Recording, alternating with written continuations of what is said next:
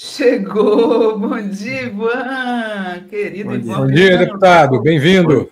Bom dia, Sinara, Felipe. Prazer estar com vocês aí. Tudo bem? Você acredita, Ivan, que esses bilionários chegarão à Lua?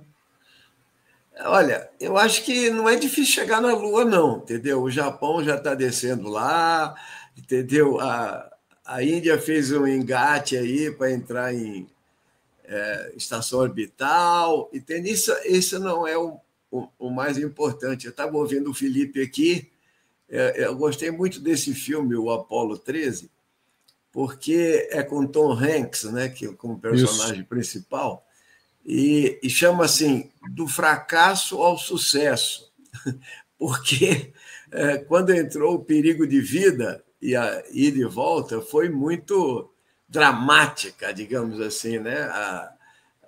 Eles não desceram na Lua, eles tiveram que dar uma volta com o próprio empuxo que eles entraram e voltaram para a Terra, faltando energia e tal. Isso mostra que as dificuldades não são pequenas, não. Quando você pensa que resolveu tudo, entendeu? Pode ir dando problema aí. Mesma coisa para Marte, né? Isso aí não sai da cabeça do Elon Musk, não. Aliás, eu vi uma matéria que falava o seguinte: esse Elon Musk é um egoísta, um ególatra, que ele devia mostrar que tem 50 mil cientistas atrás, entendeu? Mas é só ele, parece que ele fez sozinho o foguetinho dele lá, entende? Exato. Faz parte, né? Faz parte. Exatamente. Mas nós temos que voltar ao nosso cotidiano aqui. Pois é, vamos voltar para a Terra, né, Ivan? A gente está voando muito. Voltar à Terra, vamos voltar à Terra. Eu queria, né? Já que você, Ivan, diz que é possível chegar à Lua, voltar à Lua, é possível abrir uma CPI contra o Janones, do Janones que propôs contra o Nicolas? Coloca aí a notícia para a gente ler para o Ivan comentar, por favor, Gui. Olha só, o Janones anunciou uma CPI contra Nicolas Ferreira, bandido, deputado mineiro, anunciou que o seu conterrâneo cometeu crimes com o vídeo sobre o Pix. O deputado federal André Janones anunciou que vai propor a abertura de uma CPI para investigar Nicolas Ferreira e outros parlamentares que espalharam fake news sobre a transação financeira Pix. Coloca o vídeo do Janones, por favor, Gui. CPI para investigar o crime cometido por ele, que não é chupetinha, é um bandido criminoso, o senhor Nicolas Ferreira, que essa semana espalhou uma série de desinformação sobre o Pix. O que o senhor Nicolas Ferreira não sabia é que ele cometeu um crime tipificado no artigo 2º da Lei 1521 de 51, um crime contra a economia popular. Gente, só tem duas maneiras de parar essa turma. Uma é criando uma outra mentira para desviar o foco da mentira criada por eles. Como nós não vamos descer no nível deles, nos resta a segunda opção, que é agir através da justiça. Para que essa CPI seja instaurada, eu preciso que 171 deputados federais assinem essa CPI junto comigo para a gente entender como que esse crime foi orquestrado. O crime que foi liderado pelo senhor Nicolas Ferreira, mas que teve a participação de outros, né? Outros deputados federais, como o senhor Gustavo Gaia, o senador Flávio Bolsonaro. E vejam só, não foi um vídeo amador que o Nicolas foi lá, segurou um celular, gravou e o vídeo bombou, não. Não, o vídeo foi editado, roteirizado, tudo pelo marqueteiro do senhor Jair Bolsonaro. Então nós queremos instaurar a CPI para descobrir quem liderou essa quadrilha, quem montou a quadrilha, quem deu as ordens para o cometimento do crime e o principal, quem financiou esse crime contra o povo brasileiro, contra a economia popular. Senta o dedo nesse vídeo, viraliza e cobra o seu deputado. Cobra o seu deputado, assina lá a CPI que o Janones está propondo para investigar o Nicolas Ferreira e a quadrilha dele. Com 171 assinaturas, a CPI está protocolada, o crime vai ser investigado e eu vou compor essa CPI para colocar o dedo na cara desses bandidos e esclarecer esse episódio de uma vez por todas. Vamos para cima, que Deus os abençoe, conto com cada um de vocês. Estamos juntos. E aí, o que você acha, irmão? Então, o que aconteceu... Sem dúvida, com o impacto que teve, e agora, as notícias de hoje mesmo, agora tem novidades, entendeu? Como é que foi, como é que está sendo articulado essa conspiração de desgaste contra a economia, com a ideia da taxação permanente, o desgaste do governo, o desgaste do ministro Haddad, e o uso de fake news em escala geométrica, tudo isso mostra o seguinte, que uma CPI seria bem-vinda. A questão entende, a grande discussão é política, né? Você reunir 171 assinaturas até é possível, tá? Mas a esquerda não tem nem isso lá, tá? Mas é possível reunir 171 assinaturas. Mas não basta só isso. Você teria que ter uma pressão de fora para dentro e você teria que ter a boa vontade do presidente, entende? Que você vai ter agora, no começo da legislatura, 30 deputados propondo CPIs de diversas coisas. Então, quem entrar primeiro, as 5 primeiras é que pode ser instalado. Então, tem um montão de burocracias ainda.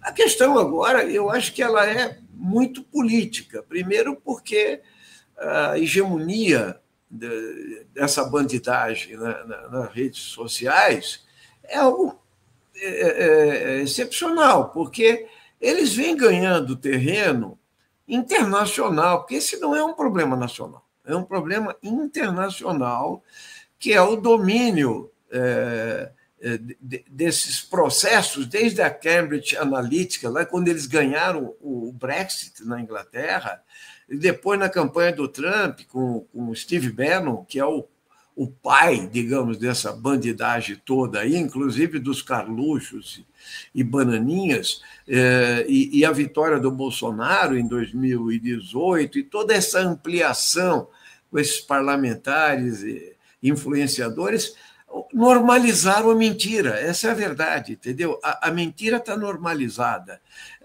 E o pior de tudo, Senara, eu acho que tem um problema real, é que a grande mídia brasileira, entende?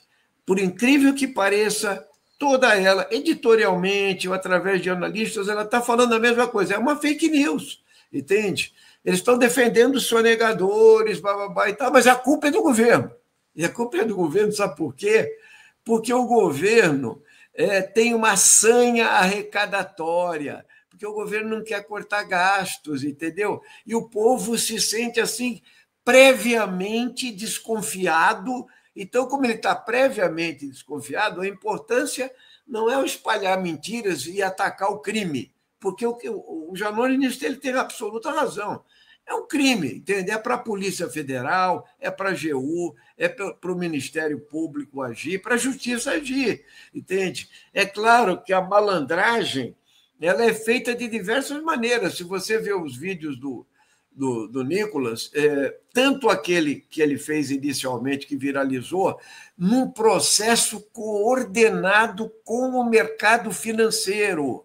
É preciso entender isso. Isso está coordenado com o mercado financeiro, isso está coordenado internacionalmente com as big techs e os seus algoritmos, tá? E isso agrega valor na expansão da mentira, ou seja, valoriza a figura, mas ele ainda ganha dinheiro monetariamente, está monetizado. Então, tudo isso mostra o tamanho do problema que pode causar contra a economia popular, mas não só isso, é o espírito da desconfiança, da destruição, da construção de um programa de políticas sérias, etc. Elas podem ser simplesmente a taxa das blusinhas foi digamos, o start, entendeu? Que eles perceberam que você pode lidar com essa desconfiança popular, quando na prática, né, eu acho que tem uma questão de fundo, que é o problema é o seguinte, umas figuras lá, que eu diria assim, não são nem ultra neoliberais, von Mises na veia, entende? Não precisa Estado, não deve se arrecadar, o Estado é perdulário, entende? E você é um explorado pelo Estado, ou seja, Não precisa ter educação pública, não precisa pagar professor, e não precisa melhorar a qualidade da educação, não precisa ter hospital, não precisa ter sistema único de saúde, nem habitação, nem infraestrutura. Não precisa, é como se assim, não precisa nada disso. Você está sendo enganado, entendeu? Eles querem mesmo arrancar o seu couro, quando, na verdade, nós estamos falando dos de baixo. Então, os mesmos que estão divulgando essas fake news são os mesmos que querem, são contra a proposta do governo de isentar até 5 mil a cobrança do imposto de renda. É muito grave, eu acho que a CPI ela é válida, mas a gente tem que tirar ilusões, porque isso é um processo mais longo, entendeu? A justiça precisa abrir mais rápido, a Polícia Federal deve ir com rigor, ir para cima, entende? E aí eu quero só colocar a minha posição, Felipe, eu acho que o governo errou, entendeu? Nessas questões, você precisa escolher as batalhas, tá? E tem batalhas que vale a pena travar. E ela vale a pena porque não é só ganhar ou perder, é você baixar a moral da tropa, entendeu? Você estimular o ganho da extrema-direita sem resistência. Isso tudo precisa ser desmascarado. E eu acho que o governo tem poder de fogo também, apesar de não ser majoritário nas redes sociais. Eu concordo com você que o governo errou. Eu disse isso algumas vezes aqui. Eu até fiz um Reels para o nosso Instagram, explicando as diferenças entre publicidade e agendamento, dizendo que o que falta na comunicação não é publicidade, é agendamento, é agendar o debate público. É chegar de manhã e agendar. A gente vai discutir o quê? Vamos discutir a jornada 5x2, 4x3, vamos discutir a isenção do salário, até a isenção de imposto de renda até 5 mil, o que a extrema-direita faz com muita propriedade. A gente está esquecendo de fazer agendamento público. Eu, como teórico de comunicação, eu fico o tempo inteiro lembrando isso. É o agendamento que fala, e a gente tem um grande agendador, se a gente pode dizer assim, que é o presidente Lula. Então, o agendamento está sendo esquecido. Esse é um ponto. Outro ponto, apesar de concordar com você, de que o governo errou, eu tenho dificuldade em ficar debatendo só isso. Ontem, na CNN, por exemplo, quando eu estava lá no programa de noite, só que se queria debater o erro do governo, e eu queria debater o que você está debatendo. Eu quero debater quem são os culpados por disseminar as fake news. Eu quero debater quem são os deputados, influenciadores, que estão enganando o país. Então, isso também é agendamento. Eu me pergunto, e na grande imprensa é um problema, porque, tirando eu e alguns poucos, só se fala no erro da comunicação do governo e não se fala nesses caras. Acho que o Haddad fez muito bem em apontar o dedo para o Flávio Bolsonaro, por exemplo, e a sua sonegação. Então, é isso que eu queria saber, como é que a gente recupera o agendamento público? Porque me parece que é isso que está faltando na imprensa e em geral. Eu tento fazer isso, algumas outras pessoas tentam, mas não vinga, Ivan. Eu não sei se eu estou solitário demais ou se estou utópico demais. Não, é complexo mesmo, Felipe. Eu acho que a gente está num momento em que você sabe o seguinte, você não pode ser utilizado pela direita, entende? Mas aqui nós estamos num ponto de virada em que a mensagem não é que o governo errou, então é lógico que a direita vai aproveitar isso, porque eles já ganharam. Essa batalha na mídia eles já ganharam. O problema é que nós temos que passar agora a mensagem, na minha opinião, que é passar da defensiva à ofensiva e fazer o enfrentamento. Então, a mensagem é: vamos fazer o enfrentamento. Então, o que eu disse? Eu fiz uma live ontem, eu falava o seguinte: nós podemos convocar uma rede nacional de rádio e televisão, isso é poder do Estado, tem que você estar lá e fazer o debate. É minoritário na rede, mas nem por isso você não vai enfrentar nas redes também, na medida do possível. Rede de rádio, entendeu? De outros meios de comunicação e etc., porque nós estamos com a verdade. Isso, a própria direita que está incrustada no projeto neoliberal de grande mídia, etc., tem que reconhecer, é uma puta fake news mesmo, entendeu? É mentira. Tanto é assim que o Nicolas Ferreira... Veja, a Globo deu a voz para ele no Jornal Nacional e ele foi lá e digamos assim, ele dourou a pílula, entendeu? Ele nunca falou, entendeu, que ia taxar o PIX, etc., mas era uma desconfiança justa para defender os de baixo. Veja, é um debate complexo. Então, a mensagem que eu quero passar com isso, e a gente tem feito política no Congresso dura contra os bolsonaristas, contra as fake news, entende? E passar o seguinte: tem momentos que é preciso ir da defensiva para a ofensiva, porque eles fazem muito estardalhaço e a pauta deles é a pauta do neoliberalismo. Veja, entende? Eles não defendem os de baixo, eles fingem defender os de baixo. É muito grave isso tudo. Agora, tem os erros do governo, né? Inclusive, assim, eu diria que não é nem erro só, é descuido também, Felipe, assim, sabe? Por exemplo, não ver, por exemplo, a taxa das blusinhas, pô, vê como é que é isso aí na prática, aí embaixo, entendeu? Com o povão que quer comprar, consumir e etc. Antes de você fazer a norma, ou editar uma MP, você tem que, peraí, vamos ver qual é a repercussão. A mesma coisa, a questão da receita é absolutamente correta, mas assim como se fosse mais uma norma, você está entendendo? Em que ele não poderia... Aí eu concordo com você. O agendamento tem que ser previamente determinado, levando em conta a força que eles têm, a força das fake news, a guerra com as big techs, é tudo isso ao mesmo tempo. Mas eu peço pelo seguinte: eu acompanhei a repercussão nas redes, eu estou um pouco impressionado, né, mas não é nem com o tanto do pessoal criticar o governo, mas o desânimo que isso causou. Isso me interessa, entendeu? Porque é baixar um pouco a moral da tropa, criar um ceticismo, entendeu? E uma impotência política, como se eles fossem invencíveis. Ou então a gente não acredita. A verdade deve prevalecer, minha opinião. Então, aquilo era uma fake news e, em algum momento, ela ia se impor. Agora, isso é complexo mesmo, isso eu tenho total concordância com você, mas que nós estamos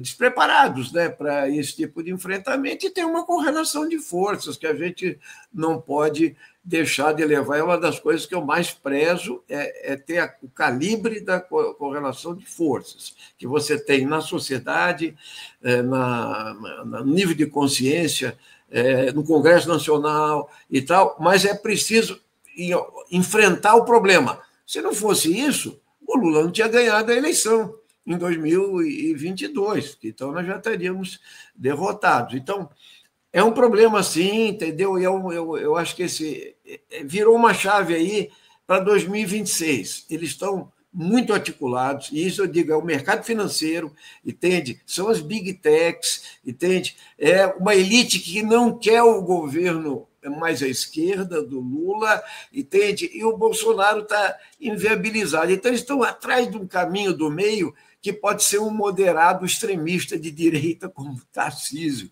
e etc. Então, é complexo mesmo, concordo contigo, mas eu acho que a hora é mais assim, de virada, de saída defensiva, e não... Você tem que tomar cuidado para não retrair ainda mais um movimento popular de massa, de consciência, que já está, em termos de correlação de força, desfavorável a gente. Sinara. Ô, Ivan, mas olha só, é muito desanimador mesmo, né, fazer esse embate quando as instituições não fazem nada, né? Eu fico besta com a notícia como saiu essa da Folha. Bota a notícia da Folha aí, por favor, Gui. Olha essa notícia da Folha, gente. O PT entrou com uma ação no TSE contra as fake news, a máquina de fake news bolsonarista. Ação do PT sobre máquina de fake news bolsonarista patina no TSE desde 2022. Coligação de Lula manteve quase 50 alvos, incluindo perfis no X. Defesas alegam ação genérica e sem individualização das condutas. Quer dizer, então aí o PT entra contra essa máquina de fake news, não é para proteger o PT, é para proteger o país, gente. E o TSE não faz nada. E aí tem outro aspecto que eu quero tocar com você, Ivan, é que o PL é um partido político que fez uma ação coordenada com fake news contra o governo, contra a economia popular, como bem disse o Janones, com essas fake news do Pix. E aí a gente vê que o PL não sofre nada, não sofre nenhuma sanção. Então é realmente desanimador, né? A ação do PL ela é criminosa. Assim como a ação do Nicolas é criminosa, dos outros parlamentares e etc., e inclusive do marqueteiro, porque ele confessa que ele está fazendo uma fake news e é preciso viralizar uma fake news mesmo. Então, normalizar a mentira, aquilo que eu falei. Então, aí vem a questão seguinte: o bolsonarismo virou as baterias, os canhões, para cima da justiça também, para o TSE, para o STF, e etc., e principalmente a chantagem com o governo, com o auxílio do Centrão, que se bolsonarizou. Porque o Centrão de hoje não é mais o Centrão de 10, 15 anos atrás. Tá? Ele está bolsonarizado desde o impeachment da Dilma, entende? Desde o governo Temer, e depois, mais ainda, quando o Bolsonaro entregou o orçamento para eles, ou seja, o gerenciamento da grana, e está perpetuando um poder que traz o executivo num cabresto, ou a paralisia do executivo, e isso é muito grave. Agora, como é que faz para enfrentar isso? Por isso que tem jornais, a grande imprensa, que o tempo todo eles estão batendo no Alexandre de Moraes, você está entendendo? Exato, Analistas, né? não, o Estadão direto, mas tem na própria UOL, tem, entende? Caras que exacerbação de poder, concentração de não sei o quê e tal, mas no golpe militar, no golpe de 8 de janeiro, precisava ter peito, entendeu? Precisava ir para cima. É um golpe de Estado, é um retrocesso civilizatório, é um ataque brutal à democracia. Isso passa pano, entendeu? É que nem esse negócio do Bolsonaro pedindo passaporte aí. É uma cara de pau sem fim. Até fiz uma live ontem falando o seguinte: ele manda um papel que é uma espécie de papel de padaria, você sabe que você escreveu, eu quero o passaporte, entendeu? Eu fiz, você quer o papel de padaria para engabelar a mídia, o próprio Xandão e etc., falar, o presidente me convidou. Aí até o Gonê, nisso aí ele foi bem, eu espero que ele continue no ritmo, fazer o indiciamento imediatamente do Bolsonaro. Mas ele falou o seguinte: não é de interesse público, você não tem cargo nem função, a sua saída é particular, entende? O senhor está sob um processo grave aqui, com uma cautelar. Então, o senhor não deve sair. Mas é uma questão tão óbvia. Aí você abre a Jovem Pan, tem 5 caras falando assim: não vejo motivo nenhum para o Bolsonaro não viajar. Ou ele passeia na Disneyland, ou ele foge, só isso, entendeu? Então, enquanto ele mantém o gado ativo e desvia o foco do processo real contra ele, que é o golpe de Estado. Então, nós estamos assistindo isso, ou seja, a PGR ela precisa agir de modo próprio, às vezes ela não tem que esperar, entendeu? Então, ela precisa operar. Nessa questão do Zuckerberg, eu acho que tanto a AGU quanto a PGR agiram bem, entende? Eles já foram para cima, entende? Prevendo que isso vai vir para o Brasil, óbvio, entende? Então, mas normalmente se colocou também uma parte do judiciário na defensiva, entende? Eu acho que tem um cinismo da grande mídia que quer passar pano para o golpe de 8 de janeiro, entendeu? Então, só de tramitar um projeto de anistia para o Bolsonaro, ele não foi nem condenado. Isso beira o ridículo, né? Uma insanidade. Mas aparece, entendeu? Quer dizer, hoje eles têm mais capacidade mobilizatória popular, embora tenha caído também o bolsonarismo, do que a esquerda. Entendeu? Então, isso é um problema para a gente. Eles têm mais potência de rede. Então, nós temos o governo. Isso é que dá alavanca, e isso que o Felipe falou. Tem que sair na frente, tem que ter a pauta disputada, o agendamento das lutas, etc., e tomar o cuidado necessário, sabendo que você está em minoria em muitas coisas, tem que ter um cuidado necessário para acumular. Por exemplo, finalizo com isso a rodada, dizer o seguinte: essa questão da ideia que os grandes meios de comunicação, seus editoriais, passam, que o problema do Brasil é que não tem corte de gastos. Veja, ali tem uma armadilha. Eu participei do debate lá como parlamentar, gente. Eles estavam aproveitando a questão do BPC e do salário mínimo, que é outro problema, entendeu? O governo, não, isso não devia ter acontecido, para dizer o seguinte: nós estamos do lado dos pobres. Como assim? Vocês estão atacando os pobres. Centrão e extrema-direita defendendo. Nem você fazer um pente fino em ilegalidade do BPC. Eles queriam defender o BPC, entende? Enquanto o governo, entendeu, estava mirando coisas, exigências que atacam direitos dos pobres. Então, isso tudo não pode acontecer, entende? Ou seja, você tem que tomar cuidado. Quando você manda uma medida dessa, qual é a simbologia que tem para o povo e etc., e qual é o grau de investimento na comunicação em que você vai se dirigir ao povão e não submeter ao terrorismo do mercado. Então, o terrorismo do mercado, o mercado é insaciável. Não adianta agradar o mercado. Então, você vai ter que, lógico, ter um equilíbrio na sua correlação de forças, mas não é simples. Não adianta lamber oportunistas. 99% bolsonarista, o Lula acertou, entendeu? Os caras são golpistas, entende? Então, isso não resolve o nosso problema. Nós temos que dialogar com a grande massa e ao mesmo tempo, ter uma política econômica dentro do calibre possível na correlação de força, logicamente.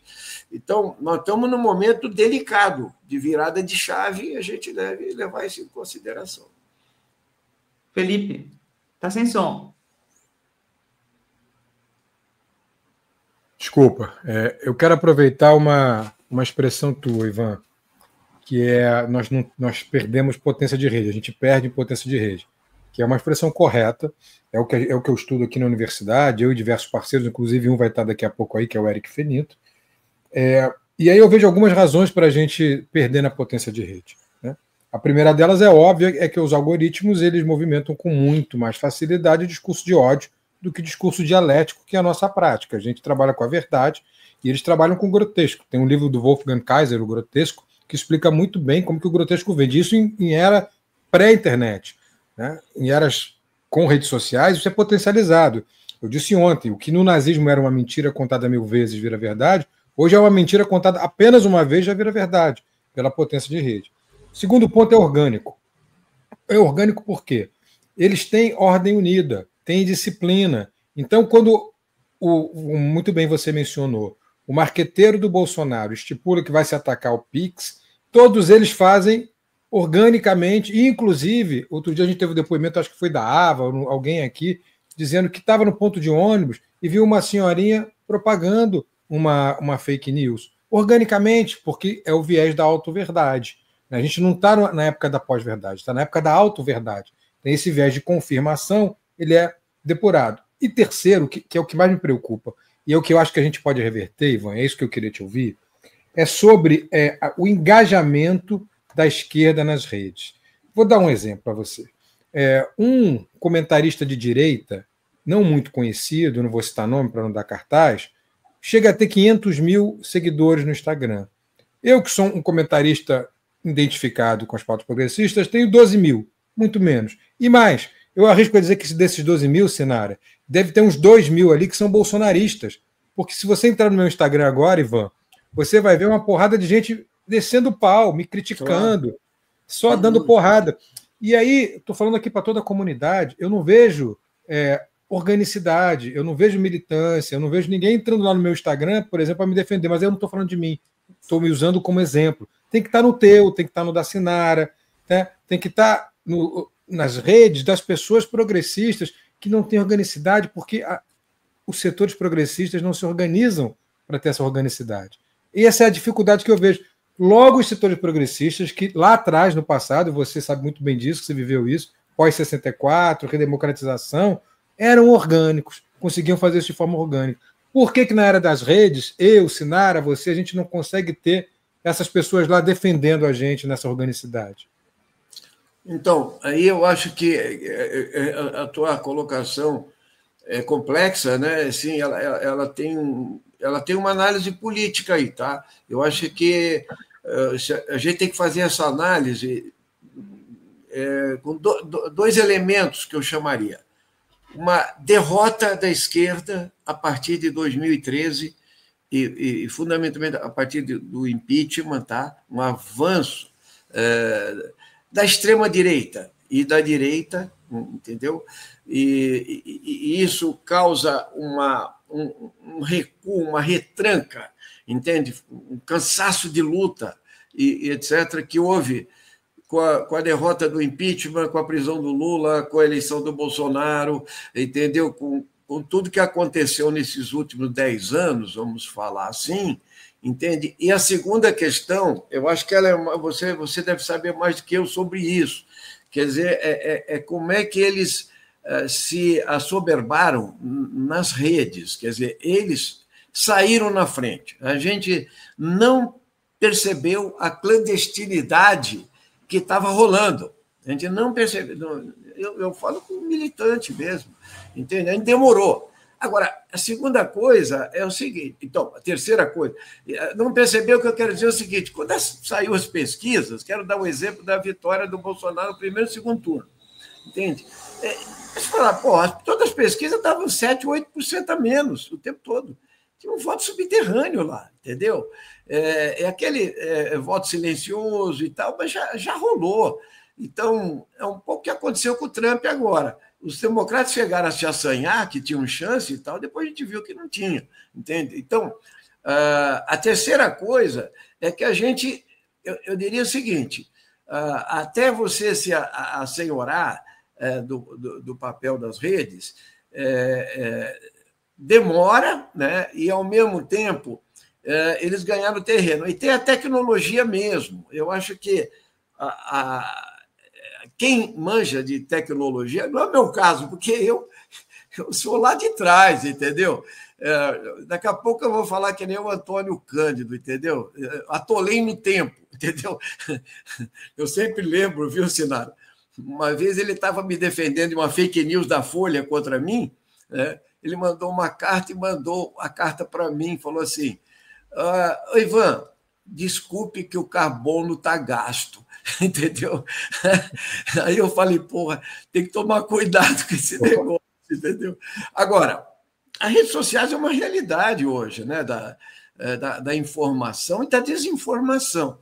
E eu acho que a gente está demorando para fazer, para adaptar esse conhecimento e tal, mas eu entendo que é possível e necessário fazer. Então, nós vamos ter que virar uma chave também política ideológica, né? Quer dizer, ou seja, tem uma correlação de força mundial, tem um nível de consciência que é difícil você fazer comparações com o que foi a luta contra o regime militar no final, foi a própria criação do PT, a campanha das diretas, a Constituinte, a primeira eleição presidencial com Lula, tudo isso aí, e depois, contra o Collor, você botava gente na rua, você botava muita gente na rua, energia na rua, e etc.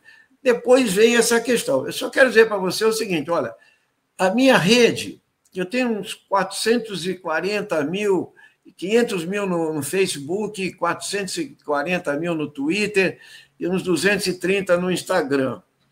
A rede parou, tá? Na época do impeachment, a gente crescia 10 mil por semana, tá? Com a intervenção no plenário contra o impeachment e etc., movimentação de rua e etc. Hoje em dia não se move. A questão só para baixo. Lá no X eu nem entro mais e só caio. O Twitter, por exemplo, quando ele foi tirado do ar, uma postagem que estava dando 2, 3 mil likes, agora está dando 300, 200. Você está entendendo? O Facebook não anda. O Facebook praticamente morreu. O Instagram é uma rede que ainda dá para para render, ele tem a instantaneidade dele, etc. E é tudo deles. Então, eles é que estão com o algoritmo na mão. Então, nós temos que investigar isso aí, entendeu? Quer dizer, saber como é que a gente escapa também dessa armadilha. Agora, no final das contas, a questão é política, que quando você consegue fazer uma política forte, justa, afirmativa, você fura a bolha, entendeu? Então, a verdade é que a gente está numa certa defensiva, entende? Então, e aí a questão é essa. Senão você baixa a cabeça e fala... É o que eu vi ontem na questão do Pix, né? Quer dizer, muita gente boa falando, pô, vou jogar toalha, não sei o que lá, papapá, entendeu? Não é só com o governo, é com a capacidade que eles tiveram de viralizar mentira. Então, nós estamos passando por esse momento, e acho que até quem tem realmente capacidade e estuda a questão das redes sociais, essas figuras que conseguiam viralizar, como o Felipe Neto e etc., são figuras que a gente deve tentar aprender com eles, ver como é que eles conseguem esse grau de... No pessoal mesmo tem gente que está viralizando, mas tem muita questão setorial, entendeu? Tem muita questão que é mais, eu diria... Da bolha, tem que furar a bolha, né, Ivan? E é da bolha da questão das identidades, entendeu? Tem mais presença, etc. Tem que furar a bolha. A palavra é essa daí mesmo que você falou. Então não está simples, mas eu acho que o recado é esse. Sair da defensiva para a ofensiva, fazer um enfrentamento, como nós fazemos na tribuna. Isso que vocês estão falando aqui agora, eu sinto lá na Câmara. Só que como a TV Câmara não tem audiência, entendeu? Nem a grande mídia repercute muito o que se diz lá, só os resultados. O enfrentamento com os bolsonaristas, eles vão para a tribuna 30, 40 o tempo inteiro. Na esquerda tem 5 ou 6 que fazem o enfrentamento para valer na tribuna. Você está entendendo? Mas você faz o enfrentamento e coloca eles na defensiva. Então, se você perde esse espírito e essa garra, e etc., você está fazendo um favor a eles, entende? Porque eles estão trabalhando bastante. Essa vitória do Trump alimenta muito a energia deles mesmo. Por isso que eu tenho colocado o seguinte, uma das coisas que devem acontecer no momento, e é rápido, entende? É o julgamento do Bolsonaro no Supremo Tribunal Federal. Ou seja, o Gonê precisa, a PF, acabar as investigações, fazer o indiciamento, mandar ver, entende? Porque não tem jeito o Bolsonaro escapar desse negócio, entende? Aí você tem que dar tranco, entende? Não é assim, vamos passar pano e tal, isso aí não tem condição. Ô, Ivan, antes de você sair, eu preciso falar aqui, gente, contar para vocês que o Ivan entrou com uma representação no CONAR, no Conselho de Autorregulamentação Publicitária, por um anúncio, no mínimo, desonesto da Globo sobre o filme Ainda Estou Aqui, né? Como se eles nunca tivessem participado de nenhuma ditadura, né? Olha só, eles fizeram esse anúncio aqui como se fossem grandes defensores da democracia, como se não tivessem... A Globo nasceu em 64, tá, gente? Como se não tivesse sido beneficiada diretamente pelo golpe de 64, como se não tivesse apoiado o golpe contra Dilma, mas deu uma aqui de democrata. 2 instituições jornalísticas centenárias nas bancas, concorrentes, nas trincheiras pela democracia, aliadas, estilos diferentes, valores em comum, ou seja, o apoio às ditaduras, que estão aqui até hoje. Parabéns, Estadão, pelos seus 150 anos. O tempo passa, a tecnologia muda, mas o compromisso com o Brasil e com a democracia ainda está aqui. Uma homenagem de O Globo aos 150 anos de Estadão. E aí o Ivan foi para cima e fez uma representação no CONAR contra esse anúncio. Conta aí para a gente, Ivan. Quando eu vi isso aí... Bom, primeiro é que é do Nizam Guanais essa peça, viu? Entende? Vejam você, né?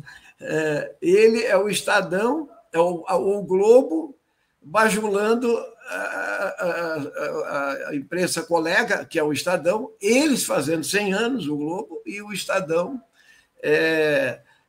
fazendo 150 anos, né? Então, nós entramos na lógica seguinte: isso aí não é só uma violação do código que regulamenta a informação e a publicidade, é propaganda enganosa mesmo. Inclusive, a peça, depois aí não dá para mostrar, porque ela é pequena, ela é grande, mas a letra é pequena. Nós colocamos as capas e os editoriais do Globo e do Estadão no golpe de 64. É uma beleza, entendeu? Os democratas chegaram aos poderes, os democratas eram os tanques e as baionetas, tá? E, assim, finalmente a democracia está restaurada no Brasil contra a comunização e aquilo que a gente sabe tudo. Agora, olha a cara de pau. Eles se homenageando como defensores da democracia. Isso é propaganda enganosa. A boa notícia de hoje é que eu recebi a informação do CONAR de que a representação foi aceita e o processo vai tramitar. Agora, a dificuldade que eu tive para colocar isso aí nos grandes meios de comunicação foi zero. Eles não toparam, entendeu? Por quê? Claro, né? Todos os jornais, todos, menos a tribuna de imprensa, e eu acho que mais um lá em 64, todos vieram a apoiar a ditadura, inclusive aqueles que se rebelaram em 61, como o Jornal do Brasil, e etc. Mas na hora de 64, todos apoiaram. Então, eu tenho que falar disso também. Eu vejo aqui, ó, nas suas costas, que eu tenho lá no gabinete também, Salvador Allende, né? Está pequena a imagem para mim aqui? Ele aí. Salvador Allende, figuraça, entendeu? Um ícone da luta socialista e etc. E a gente recorda o golpe de 73 também, né? Quer dizer, olha ali, entendeu? O que é que foi? E aqui nós continuamos com um problema, né? Está aí ainda estamos aqui. Ou seja, até hoje não puniram, nem querem punir os torturadores e os grandes capitães aí dos governos e do DOI-CODE. O Videla morreu na cadeia, viu? Lá na Argentina, com 50 anos de prisão e tal, o Macera, esses caras todos, e o Chile está punindo esses caras da DINA até hoje. Aqui não, eles estão tudo aposentados lá em cima, ganhando soldo de... Finalizo com isso, Sinara. Eu me lembro sempre do atentado do Rio Centro, Felipe. O atentado do Rio Centro foi aquela farsa. Eu me lembro até do coronel que montou a farsa, Job Lorena de Santana, entendeu? E eles disseram, eles inverteram a ordem. Eles iam explodir o Rio Centro, lá no show que estava o Chico Buarque, 1º de maio. Aquele Puma. Isso, com o Puma, que a bomba explodiu no colo do sargento Rosário, matou ele, entendeu? E o que estava do lado é o capitão Wilson Machado, que saiu também com vísceras e tal, porque a explosão. O outro estava no colo.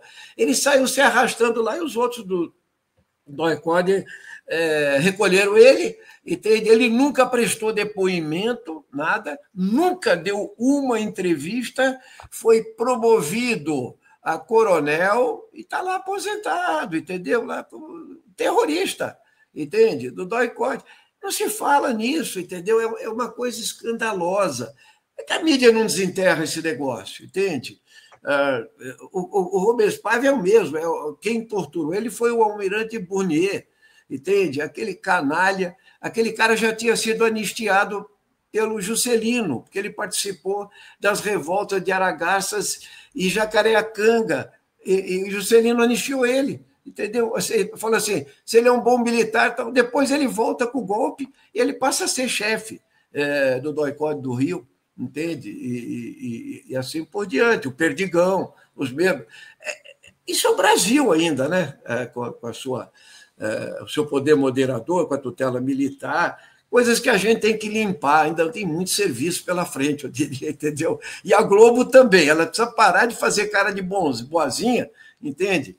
E se ela quiser fazer uma autocrítica pública do que foi o apoio à ditadura, entende? Ela deve fazer publicamente, não é uma cartinha lá, como foi lida pela Miriam Leitão, não. Tem que fazer um balanço, entendeu? Faz uma série sobre o golpe e fala, nós participamos dessa merda aqui e tal. Você sabe, só para a gente terminar aqui, viu, Ivan, uma coisa que nunca falam sobre o atentado do Rio Centro, que o objetivo era explodir os artistas da MPB que participavam do show do Trabalhador de 1º de maio. Olha, eu até escrevi no aniversário do Rio Centro, sabe quem estava lá? Chico Buarque, Djavan, João do Vale, Clara Nunes, Dorival Caymmi, Gonzaguinha, Alceu Valença, Bete Carvalho, né? Então, o ódio deles à cultura, é antigo, né? Bem antigo. Obrigado por você divulgar aí a nossa representação no CONAR, tá? É isso aí. Nós conseguimos que alguns sites aí mais à esquerda divulgassem e nós vamos tentar furar a bolha agora que foi aceita a representação pelo CONAR. Vamos fazer um corte, Ivan. Vamos fazer um corte aí da sua representação. Tá? Eu agradeço, Sinara, vai ser muito bom. E nós vamos também fazer a divulgação aí para fora. Pode ser que essa questão.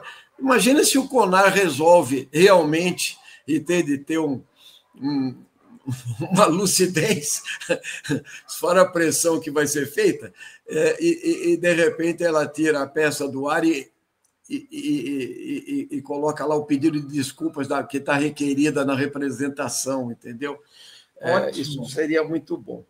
Obrigadão, Ivan. Olha, sempre um prazer conversar contigo. Parabéns pelo trabalho. Aí eu vi a gente falando aí, dizendo etarismo aqui nos comentários. O Ivan Valente é um dos melhores parlamentares do país, tá? Cuidado aí com o etarismo, não só contra o Ivan, como contra mim, contra o Felipe. Teve gente de esquerda aqui. O Luiz Erondino. Vocês já estão velhos. Os velhos, ou eles se tornam canalhas, ou aprofundam a canalice, ou se tornam sábios. Ouçam os velhos e respeitam os velhos. Obrigado, Ivan.